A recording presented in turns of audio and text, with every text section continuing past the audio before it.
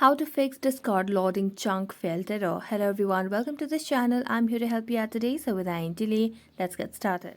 So first of all, launch the Play Store application on your device and make sure that you're logged into your account.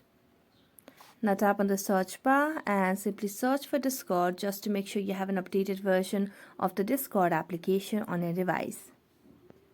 So let's search for Discord. And as we tap on Discord, here you'll be able to see the option of open and there's no option of update, which means we have the latest version of the Discord application. So we are going to go back to the home screen and simply drag up the app list and make a long press on Discord over here. So just make a long press on Discord over here and you'll be able to see the option of app info. As we tap on the option of app info, it will lead us to a new page where you can see the option of clear data at the bottom right corner of the screen. So select on that and here simply select on clear cache and tap on OK.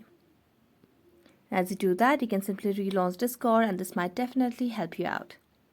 So that's it. Thank you so much for watching this video and see you next time.